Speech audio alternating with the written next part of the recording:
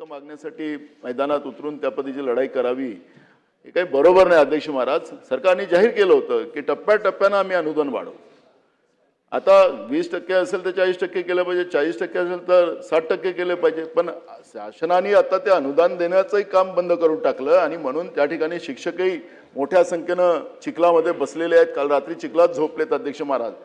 आणि म्हणून माझं मंत्री महोदयांना स्पेसिफिक माझा प्रश्न आहे की ते आंदोलन चाललेलं आहे त्यांच्यासाठी सुद्धा इथून काही संदेश देणार का आपण? हा पण एक मुद्दा आहे. ते आंदोलन त्या ठिकाणी संपलं पाहिजे आणि जे शासनाने जे धोरण ठरवलेलं आहे टप्प्याटप्प्याने अनुदान देण्याचं ते सरकार मान्य करेल काय, हा माझा स्पेसिफिक प्रश्न.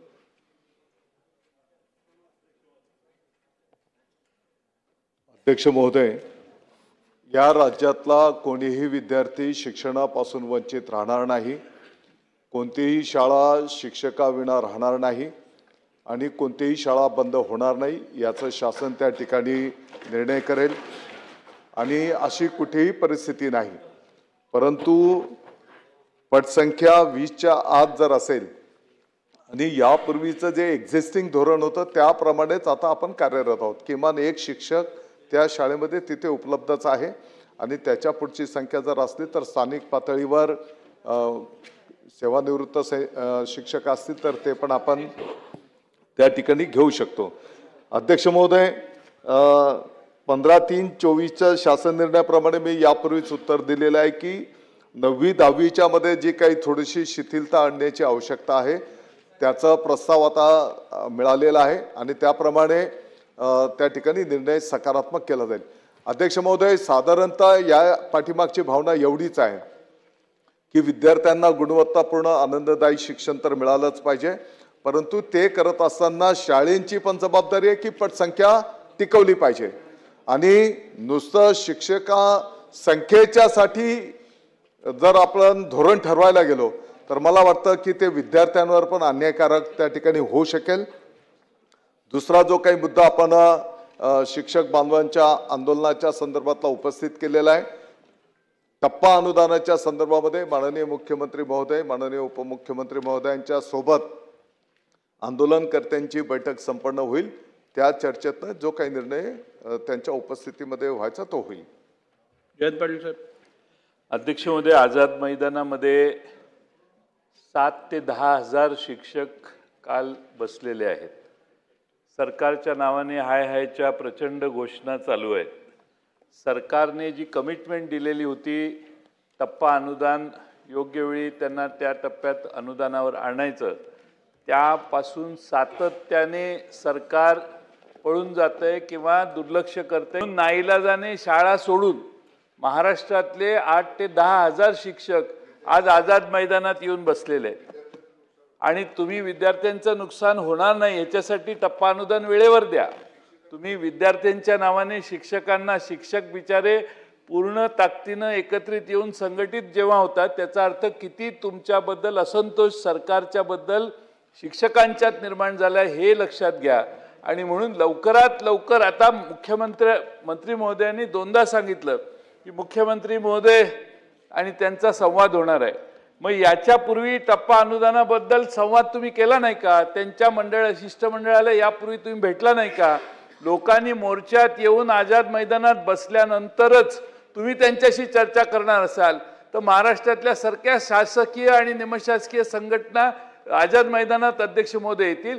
म्हणून माझी मागणी आहे की आजच्या आज त्यांना बोलवा आणि टप्पा अनुदान किती तारखेला देणार हे संध्याकाळपर्यंत सभागृहाला शासनाने जाहीर करावं. पर्यायाने महाराष्ट्रातल्या त्या सगळ्या शिक्षकांना आमची काळजी आम्ही त्या शिक्षकांची घेतोय. शेवटी अध्यक्ष महोदय, या महाराष्ट्रातल्या शिक्षकांना अशी पाळी येणार नाही असे तुम्ही आदेश द्या. अध्यक्ष महोदय, ते टाळाटाळ करतायत. तुमचा आदेश असला ना, काल आता सुप्रीम कोर्टाचे चीफ जस्टिसांनी तुम्हाला एम्पॉवर केलेलं आहे, त्यामुळे तुम्ही यांना जरा सांगा की वर काय होऊ शकतं यांचं ते. त्यामुळे अध्यक्ष महोदय, सरकारने कोर्टात त्या बिचाऱ्या शिक्षकांना जावं लागणार नाही याची काळजी घ्यावी. बोला. अध्यक्ष महोदय, अध्यक्ष महोदय,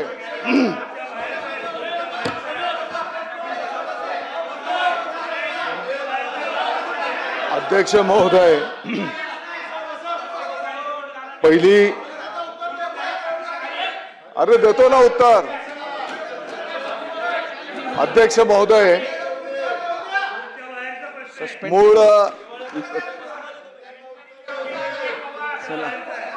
बोला बोला. सन्माननीय ज्येष्ठ नेते आदरणीय जयंत पाटील साहेब, आणि आणखी त्यांचं वैशिष्ट्य हे आहे की शिक्षण क्षेत्रातलं त्यांना मोठा अनुभव आहे. ते मोठे संस्थाचालक आहेत आणि या क्षेत्रातली त्यांना अतिशय सविस्तर खोलपर्यंतची माहिती आहे. खरं म्हणजे अध्यक्ष महोदय, आत्ताचा तारांकित प्रश्न हा आहे की संच मान्यतेच्या संदर्भातला. आता विषय आलेला आहे टप्पा अनुदानावर. हरकत नाही अध्यक्ष महोदय, टप्पा अनुदानाच्या संदर्भामध्ये आता माननीय जयंत पाटील साहेबांनी जे काही मुद्दे उपस्थित केलेले आहेत, खरं म्हणजे त्यांच्या कार्यकाळामध्ये जर या शिक्षक बांधवांची नोंद घेतली गेली असती तर कदाचित आज त्यांना या आंदोलनाची वेळ आली नसती. मुद्दा क्रमांक 1. मुद्दा क्रमांक 2, तुमच्या काळात टप्प्यात आले नसतील.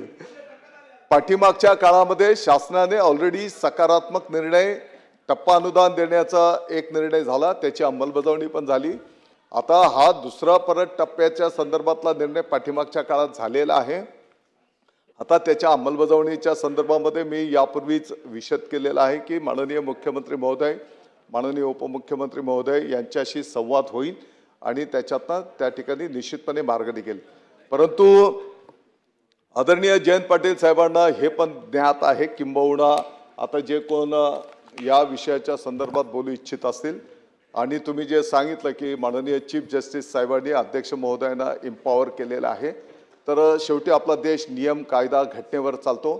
या संदर्भातला जो काही नियम आहे त्या नियमाप्रमाणे शिक्षण संस्था चालकांची पण जबाबदारी आहे.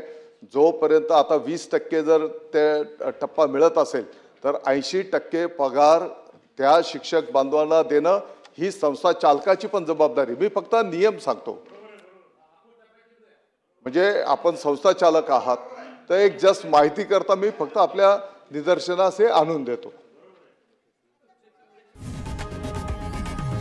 लोकशाही मराठी ऐका, पहा, जागरूक रहा.